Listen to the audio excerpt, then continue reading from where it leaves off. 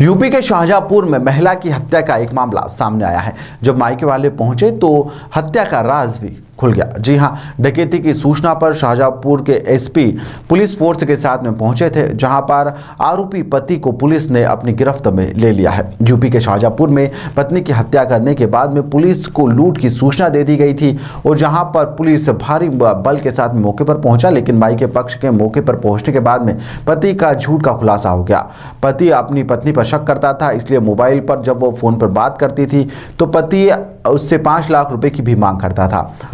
Police मौके पर पहुंची तो चारपाई पर रस्सी पड़ी हुई थी। आरोपी ने उसके हाथ पैर बांध दिए थे और रस्सी से गला घोंटकर उस हत्या को अंजाम दिया था और शव को सड़क पर फेंक दिया था। कुछ देर बाद शव को दरवाजे के बाहर फेंक दिया गया और फिर शव के पास आकर बैठ गया था।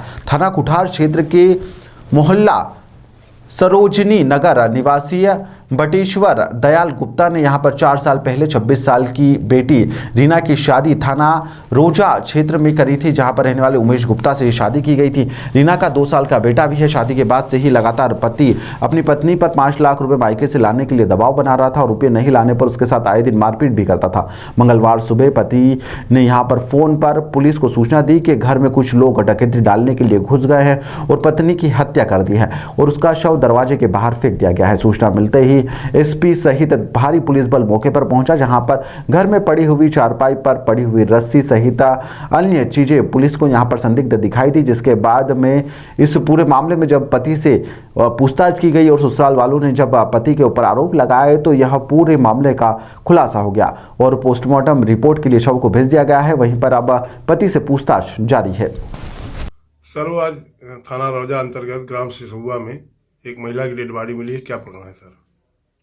आज सुबह थाना रौजा पुलिस को सूचना मिली, ग्राम सिसौआ में रीना गुप्ता उम्र लगभग 24-25 साल, पत्नी उमेश गुप्ता की डेड बॉडी उनके घर में दरवाजे के बाहर सड़क पर मिली थी। इस सूचना पर police team, FSL team, police अधीक्षक महोदय द्वारा निरीक्षण घटनास्थल किया गया है।